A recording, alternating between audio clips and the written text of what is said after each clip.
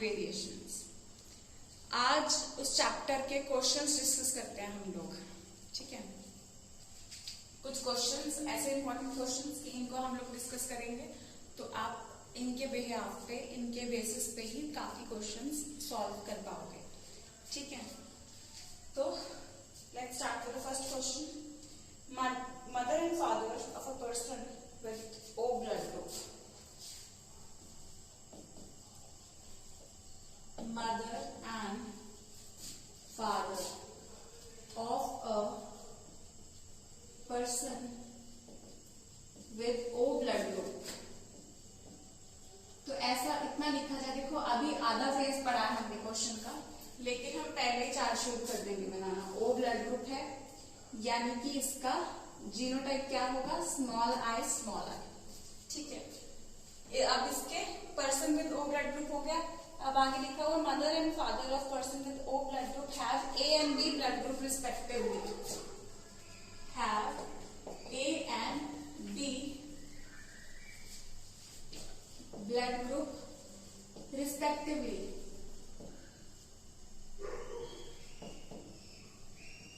यानी कि मदर का रिस्पेक्टिवली है, तो यानी कि वैसे ही टर्म वाइज बताया हो कि मदर का A है, फादर का B है।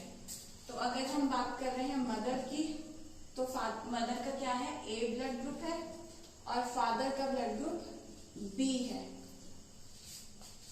ठीक है।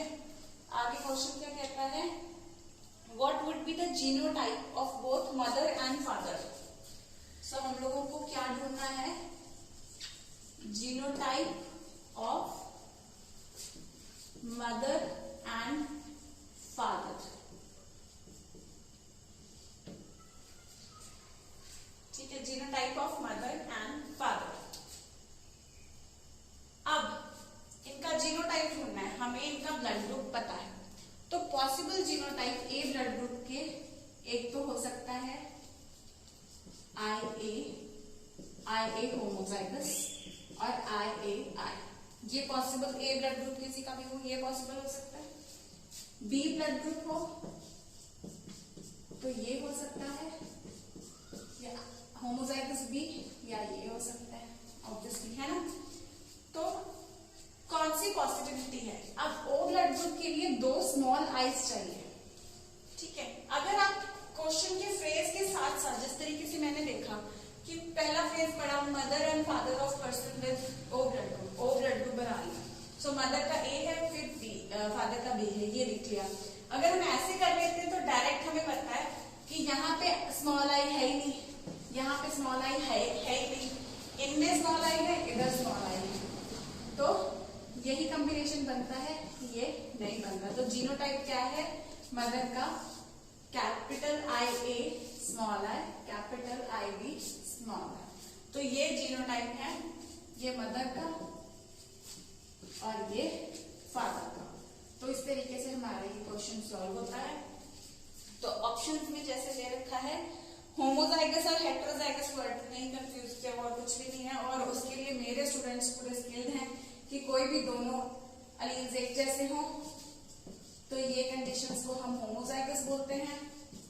लेकिन यहाँ पे जो कंडीशंस हैं, both we can say the genotypes are mother and father, both of them. So answer में जो ऑप्शन हम टिक करेंगे उसमें क्या आएगा, मदर एंड फादर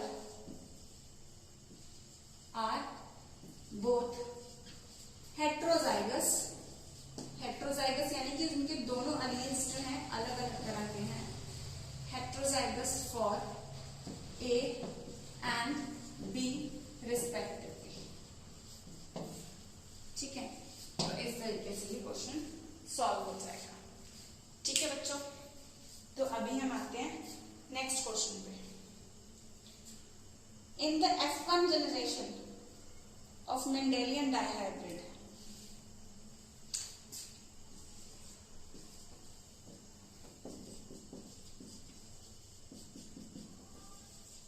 अब हम लोग अगर क्लास में होते इंस्टीट्यूट में, तो जो मेरे नॉर्मल रेगुलर बच्चे उनको पता है, हम लोग चैप्टर फिनिश करते हैं, फिर एक हमारा बातों का सेशन चलता है क्लास में, और फिर हम क्वेश्चन वगैरह डिस्कस करते हैं। 2 क्लासेस है ना, एंजॉय करते हैं हम लोग एक तरीके से।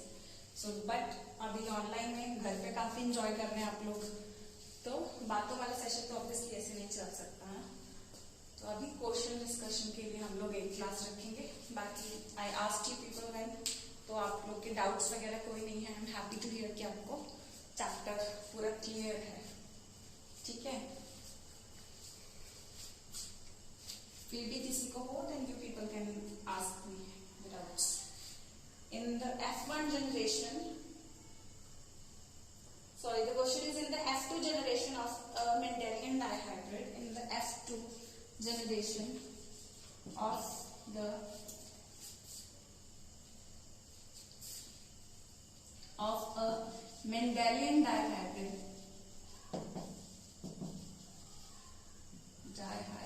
cross। डायहाइब्रिड क्रॉस याद है आपको क्या था, जहां पे दो कैरेक्टर्स कंसीडर किए गए थे। डायहाइब्रिड बेसिकली देखो, आपको एक और क्वेश्चन इसके साथ में करा दूं डायहाइब्रिड का। डायहाइब्रिड क्रॉस का जब भी हम देखते हैं मतलब होता है जहां पे दो कैरेक्टर्स एक साथ कंसीडर किए जाएं, जैसे कि यहाँ पे राउंड येलो दो characters shape and colour of the seeds were taken Mendel के डायहाइब्रिड क्रॉस में। जो एग्जांपल हमने ली थी, नहीं तो कोई भी दो कैरेक्टर्स लेके किया होगा उन्होंने, लेकिन हम लोगों ने ये एग्जांपल बेसिकली ली थी। उन्होंने तो मल्टीपल क्रॉसेस करवाए होंगे, लेकिन आपको डायहाइब्रिड क्रॉस इसको बोलते हैं जहां दो कैरेक्टर्स आ जाते हैं। लेकिन अगर आपको आ जाए क्वेश्चन कई बार कि विच of the following is a dihybrid, और वहां पे ये भी हो ऑप्शन, ये भी हो, अब है एक्चुअल में सारे के सारे डायहाइब्रिड्स, राइट, लेकिन बेस्ट कौन सा माना जाएगा इनमें से? Best answer which of the following is a dihybrid plant question आ जाए, तो वहां पे ये दोनों होमोजाइगस है, ये भी होमोजाइगस है, ये हेटेरोजाइगस है सारे के सारे डायहाइब्रिड, क्योंकि सब में दो कैरेक्टर्स कंसीडर किए गए हैं। लेकिन कुछ प्रैक्टिस बुक्स में मैंने देखा है कि ऐसा एक क्वेश्चन बना दिया गया है, एंड नीट ने ऐसा कुछ नहीं है सच डाला, लेकिन ऐसा कुछ क्वेश्चन किसी प्रैक्टिस बुक में बना दिया गया है, and they consider this as the perfect dihybrid, जहां पे ये प्रॉपर हेटेरोजाइगस कंडीशन है। वैसे this all because dihybrid cross we know that it means considering two characters at a time. NCERT के अकॉर्डिंग यही मीनिंग है, ठीक है। फिर भी दो प्रैक्टिस बुक्स जो लोग कर रहे हो, बाय चांस अगर कंफ्यूजन जनरेट हुआ हो, that is why I wanted to tell you, because they are like considered as hybrid. बिकॉज एक हाइब्रिड क्यों कंसीडर किया गया है इसको पर्टिकुलरली, क्योंकि यहाँ पे ये प्लांट प्योर लाइन का है और ये प्लांट भी यहाँ प्योर लाइन का है। प्योर लाइन यानी कि होमोजाइगस में आ रहे हैं, तो यहाँ पे जब ये गैमीट्स प्रोड्यूस कर देंगे, ये इस तरीके के और ये इस तरीके के, तो ये प्योर लाइन में ही रहेगा, दोनों अलग अलग फैमिलीज के हो गए ना। तो that is why this will be considered as a perfect hybrid.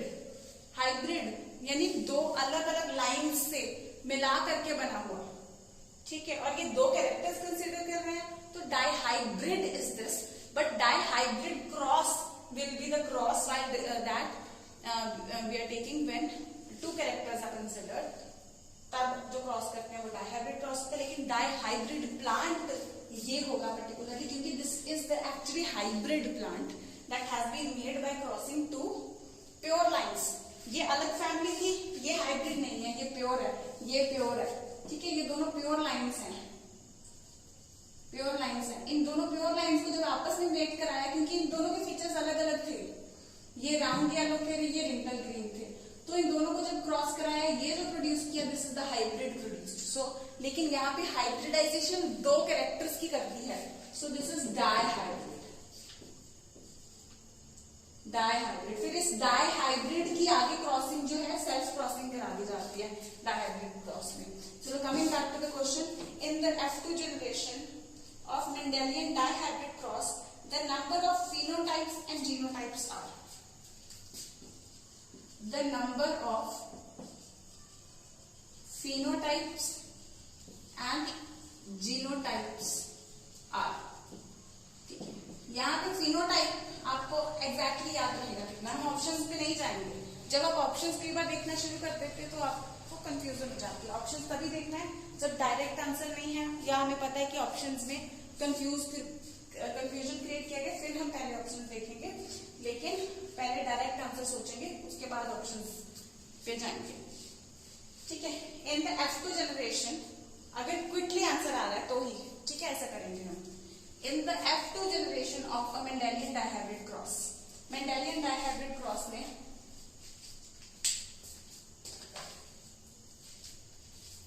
मेरा कर देंगे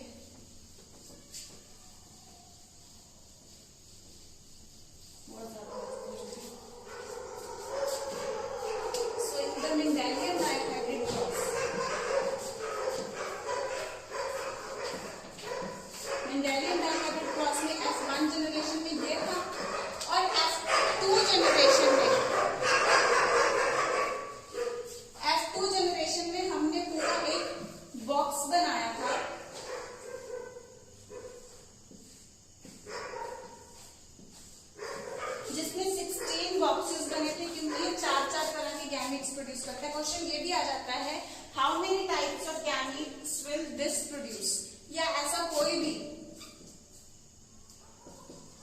how many types of gamete, कोई भी डायहाइब्रिड देके पूछा जा सकता है how many types of gametes it will produce. आप लोग बना के भी देख सकते हो, लेकिन ये क्रॉस से हमें ज्यादातर तो याद रहता है, जब ये क्रॉस बनाया था कि 4 types of gametes, 4 types of gametes, ये भी एक क्वेश्चन है जो मैंने डिस्कस करना था। 4 types of gametes will be produced, ठीक है। राउंड येलो वाले, राउंड रिंकल वाले, राउंड येलो वाले, राउंड ग्रीन वाले, रिंकल येलो वाले और रिंकल ग्रीन वाले, ठीक है। तो इस तरीके से हमने ये क्रॉस बनाया था। मैं क्रॉस पूरा सॉल्व नहीं करूंगी, सेम ही इधर आएगा, सेम ही इस तरफ आएगा, और यहाँ पे तो यहाँ आपको क्या है, फेनोटाइप्स कितने बनते हैं और जीनोटाइप्स कितने बनते हैं, तो ये आप क्वेश्चन बना के नहीं करोगे, इसमें आपको याद होना चाहिए। फेनोटाइपिक रेशियो आपको बोला था मैंने डायहाइब्रिड का कि you must learn phenotypic ratio 9:3:3:1। तो लोग कई बार क्या करते हैं, इसमें से कोई डिजिट उठा लेते हैं, दैट इज नॉट करेक्ट। हम लोग कितनी चीजों के बीच में रेशियो ले रहे हैं, 1 2 3 4, so the number of phenotypes produced is 4। और जीनोटाइपिक रेशियो की ट्रिक बताई थी मैंने आपको कि आसपास लिख लो 1:2:1, 1:2:1, और बीच में लिख लो 2:4:2। तो कितने हो गए, 1 2 3 4 5 6 7 8 9। सो number of phenotypes produced is 4 and number of genotypes produced is 9. just find out, answer आपको पता है, आंसर पहले सॉल्व कर लेंगे, फिर हम ऑप्शन में ये ढूंढेंगे, ठीक है बच्चों। सो phenotypes 4 and genotypes 9। बच्चे ज्यादातर ये 9 वाला इसको लगा के आ जाते हैं, लेकिन मेरे स्टूडेंट्स ये मिस्टेक नहीं करेंगे, right. Device over, fine. So let's come to the next question.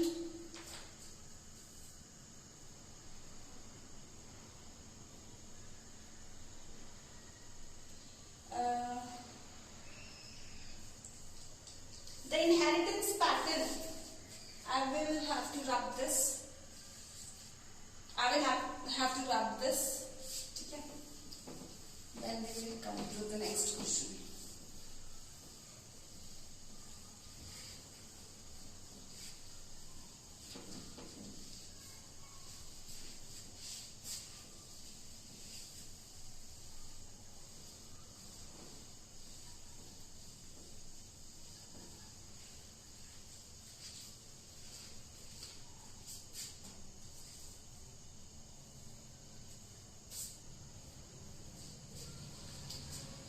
The inheritance pattern of a gene over generations among humans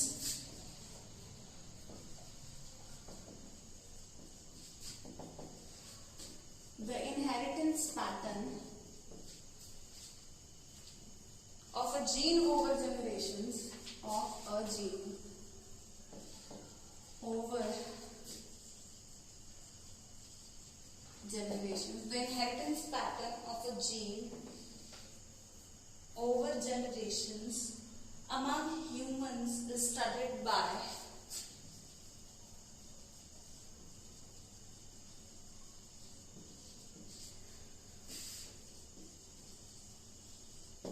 big question, right? Here over humans is studied by the pedigree analysis.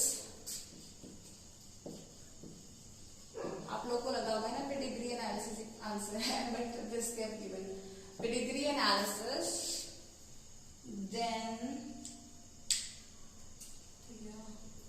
character studied in the pedigree analysis is equivalent to character studied in the pedigree analysis is equivalent to. अब इसमें ये question ऐसा है कि हम question ही देख के ऐसे सीधा ही आंसर प्रेडिक्ट कई बार कर भी सकते हैं, नहीं भी कर सकते, क्योंकि इसमें क्या है कि ठीक है क्वेश्चन क्या कहता है, inheritance pattern of a gene over generations among humans is studied by pedigree analysis. यानी कि कोई एक पर्टिकुलर जीन किस तरीके से फैमिली में पास हो रहा है वो ह्यूमंस के केस में हम कोई एक्सपेरिमेंट करा के नहीं कर सकते, पेडिग्री एनालिसिस से कर सकते हैं, पेडिग्री चार्ट्स बना करके। अब character studied in the pedigree analysis is equivalent to, तो जो कैरेक्टर हम पेडिग्री एनालिसिस में स्टडी करते हैं वो कौन सा होता है? ऑप्शंस दे रखे हैं, quantitative trait,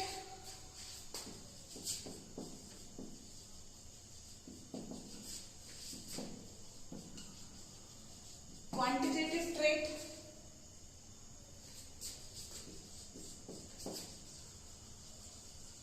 Mendelian trait, polygenic trait and maternal trait. Polygenic trait and maternal trait. अब एक मैटरनल ट्रेट भी एक टॉपिक होता है, मैं अभी आपको बताती हूँ। Character studied in the pedigree analysis is equivalent to, आपको याद है कि जेनेटिक डिसऑर्डर्स में हमने ये किया था, जेनेटिक डिसऑर्डर्स को हमने दो कैटेगरीज में डिवाइड किया, Mendelian and chromosomal. Quantitative trait, revise and check out, हमने दो कैटेगरीज को किया था, this is quantitative trait, this is qualitative trait. ठीक है, तो क्वांटिटेटिव एंड क्वालिटेटिव ट्रेट हमने दो कैटेगरीज को डिवाइड किया था। वहां पे they are just examples of a qualitative and a quantitative trait, they both were related to haemoglobin. ठीक, अब जो अगर आंसर पे आए हम डायरेक्टली क्या कहते हैं, पॉलीजेनिक में हमने कोई पेडिग्री की, वहां पे ऐसा नहीं बात की थी, लेकिन मेनली अगर हम बात करें जेनेटिक डिसऑर्डर्स, जेनेटिक डिसऑर्डर्स को हम दो कैटेगरीज में डिवाइड कर रहे हैं, chromosomal Mendelian disorders and chromosomal disorders. Chromosomal में हमने ये बात नहीं की, हमने कहा था मेंडेलियन डिसऑर्डर्स को पेडिग्री। क्रोमोसोमल तो ऐसे ना कि क्रोमोसोम्स की एन्यूप्लॉइडी हो जाती है, उस वजह से वो अगर करता है। मेंडेलियन डिसऑर्डर थे जहां पे आपको हिंट भी दे रखा है इसमें कि inheritance pattern of a gene. Chromosomal disorders में तो पूरा क्रोमोसोम एक साथ चला जाता है, लेकिन इसमें मेंडेलियन डिसऑर्डर में हम लोग एक क्रोमोसोम के ऊपर एक पर्टिकुलर जीन जो अल्टर होता है उसको ट्रेस कर पाते हैं, और that is a very clear hint कि अगर ये चीज भी नहीं पूछी जाए, अगर आपको सिर्फ इतना क्वेश्चन आए आपको तो भी आंसर आना चाहिए कि character studied in the pedigree analysis is equivalent to Mendelian trait. We study Mendelian traits with the help of pedigree charts. Maternal trait के बारे में एक चीज जो मैं आपको बताना चाह रही हूँ, ऐसे आपकी एनसीईआरटी में नहीं है, क्वेश्चंस नहीं आ रहे हैं, लेकिन सपोज करो एक ऐसा पेडिग्री है, एक ऐसा पेडिग्री चार्ट है, this is a female, infected female marrying a normal man, suppose. Now she passes her character to some of the sons,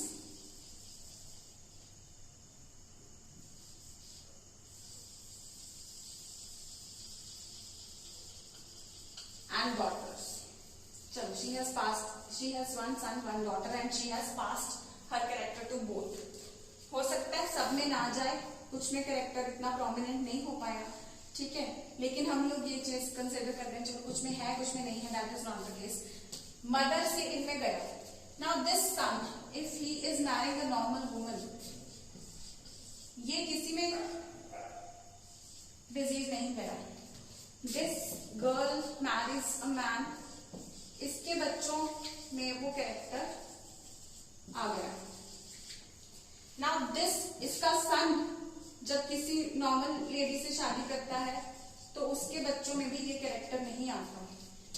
affected female जब मैरी करती है उसके बच्चों में ये कैरेक्टर आ जाता है।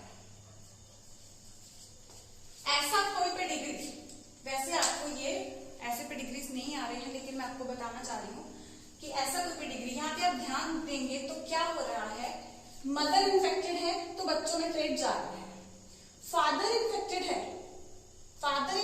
है तो बच्चों में ट्रेट नहीं जा रहा।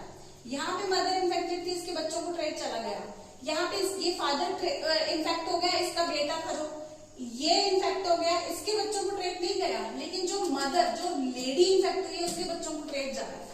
ऐसा ट्रेट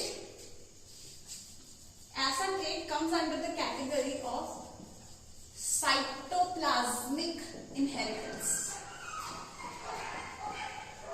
साइटोप्लाज्मिक इनहेरिटेंस रीजन क्या है, जब भी एक फीमेल एग फ्यूज करता है विद अ स्पर्म में यहां पे सिर्फ एक न्यूक्लियस जाता है और साइटोप्लाज्म की बहुत ही कम लेयर जाती है, ठीक है।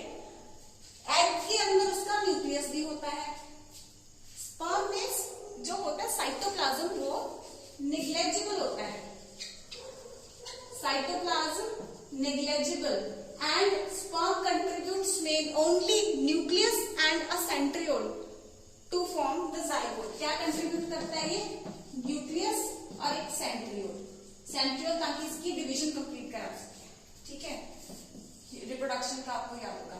अब एग क्या क्या कंट्रीब्यूट करता है, एग पूरा सेल होता है, एग न्यूक्लियस तो कंट्रीब्यूट करता है, ठीक है, हमारे सारे जीन्स या फीचर्स, हमारा डीएनए जो होता है वो न्यूक्लियस के अंदर होता है, लेकिन आपको याद होगा कि हमारे cell organelles like mitochondria, plants के केस में प्लास्टिड्स भी, ह्यूमंस के केस में ह्यूमंस या एनिमल्स के केस में besides nucleus mitochondria also has its own DNA, it also has its own DNA, ठीक है।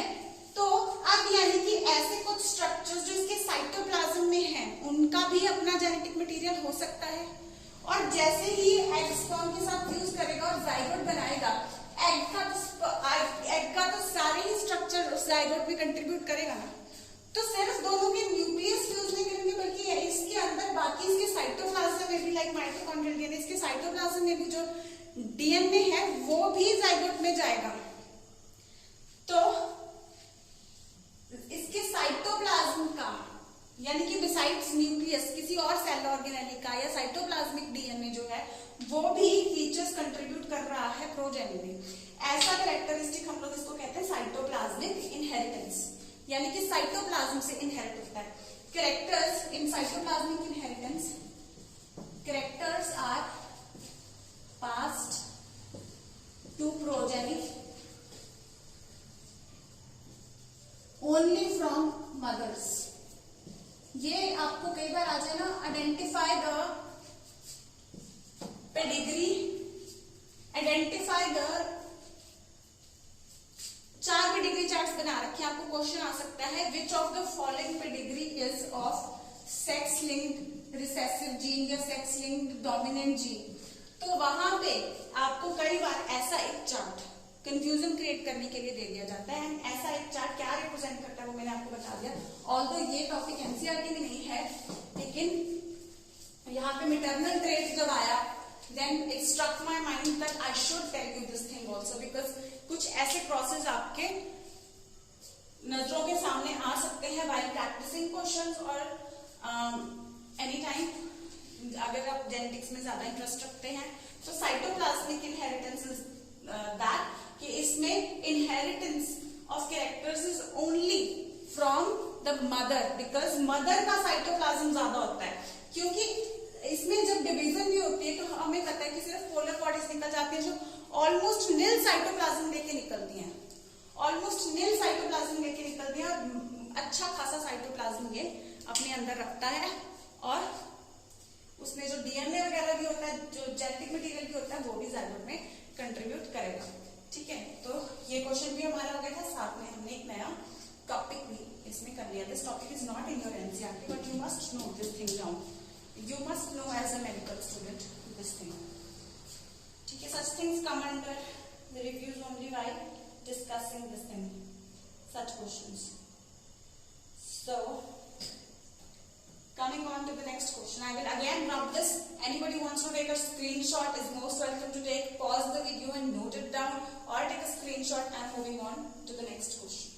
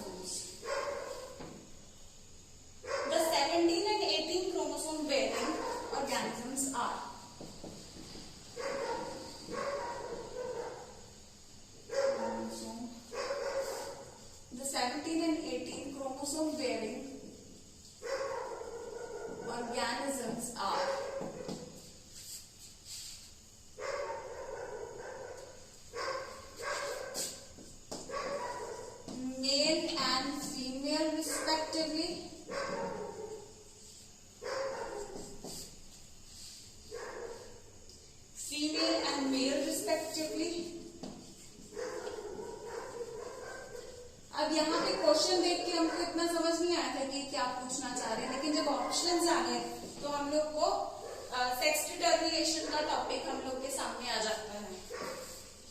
All males, D option, all females, right. तो अब सेक्स डिटर्मिनेशन में इन सेक्स की मेजॉरिटी, वहां पे हमने लिखा था मेजॉरिटी ऑफ द इंसेक्ट्स में इस टाइप की सेक्स डिटर्मिनेशन होती है। कौन सी थी वो? कौन सी थी वो? एक्स वाली कि जेड वाली? यही अज्यूम करो पहले, एक्स वाली। एक्स वाली थी। फिर एक्स वाली में हमने कौन से इंसेक्ट का मेंशन किया था? हमने वहां पे ग्रास हॉपर का मेंशन किया था। और कौन सा टाइप का हमने देखा था? X X X O type. Remember, X X X O type. पहले आपको ये ध्यान देना पड़ेगा कि इसमें Z वाली कैटेगरी थी या X वाली कैटेगरी, बिकॉज X वाली कैटेगरी में मेल हेट्रोगेमिटी होती है और Z वाली ZZZW टाइप वाली में फीमेल हेट्रोगेमिटी होती है। यहाँ पे ये फीमेल हेट्रोगेमिटी होती है। इसमें भी हमने ZZZO टाइप का भी एग्जाम्पल किया था, लेकिन यहाँ पे ये फीमेल था, लेकिन क्या इसमें इंसेक्ट्स का मेंशन था? या यहाँ पे हमने एक्स वाले में हमने X X X Y type ये देखा था, एक्स वाई मेल होगा या एक्स ओ मेल होगा, या इधर हमने इंसेक्ट्स की एग्जांपल ली थी। हमने मेजॉरिटी ऑफ द इंसेक्ट्स इसके अंडर ली थी, ठीक है। तो उसमें हमने X X X O type पे एक एग्जांपल हमने ग्रासहॉपर की कर ली थी, लेकिन और भी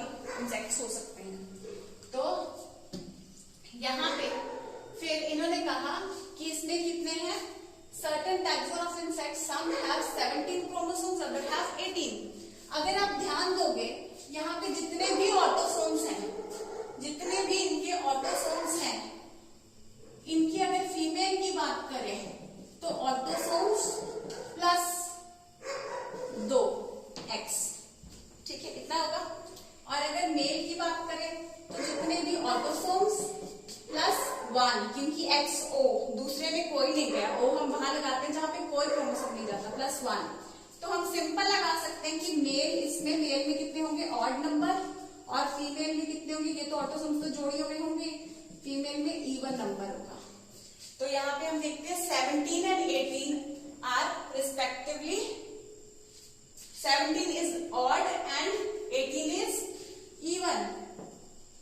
तो ऑड कौन सा है, मेल है, और इवन कौन सा है, फीमेल है। So A comes out to be the right answer. 17 18 का लगा के देखें तो इसमें ऑटोसोम्स कितने हो गए, 16, ठीक है। तो फीमेल्स के केस में 16 प्लस 2 18, मेल के केस में 16 प्लस 1 17 क्रोमोसोम्स हो गए, ठीक है। मैं कंफ्यूजन ना हो तो उल्टा कर देती हूँ, 16 प्लस 2 18, दो कौन से, 2 x, इसमें XO में से सिर्फ x, ठीक है बच्चों। और ZW वाले का भी एक क्वेश्चन हम लोग कर लेते हैं, उससे related. ZW type of sex determination is seen in, type of sex determination is seen in. Question को थोड़ा सा मॉडिफाई करूंगी मैं।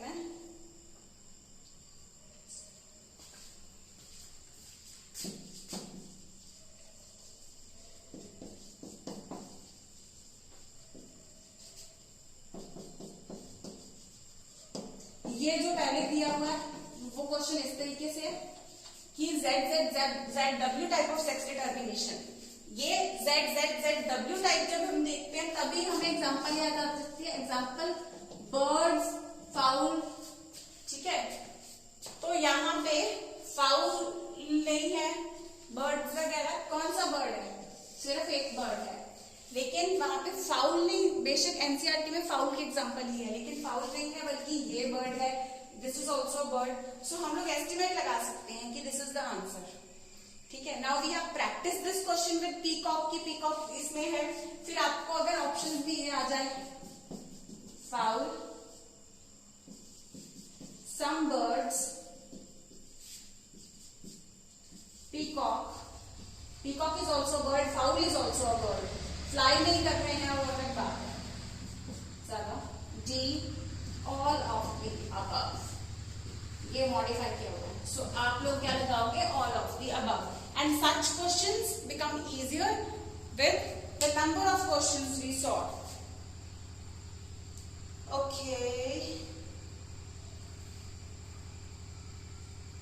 Conditions with of a karyotype 2n plus 1 or minus 1 and 2n plus 2 minus 2 are 2n plus minus 1, 2n plus minus 2.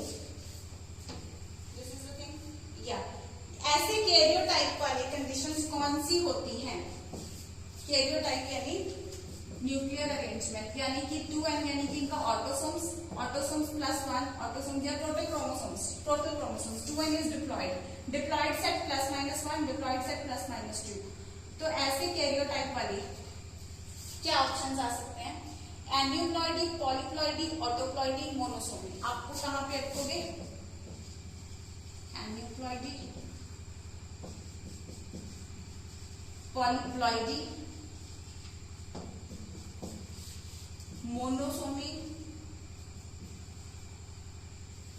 पॉलीसोमी। मैं थोड़ा सा modify किया options को, ठीक है। बाकी दो ऑप्शंस क्योंकि जो इन्होंने दे रखे थे बहुत ही ज्यादा इरेलेवेंट थे, थोड़ा सा मैंने मॉडिफाई किया। अब ऐसा चीज हमने कहां देखा, दिस वाज एन्यूप्लॉइडी, जहां पे एक या दो सेट क्रोमोसोम का डिफर हो जाए, ठीक है। जैसे कि हमने XY में देखा कि इट वाज 46 प्लस 1, ठीक है, 44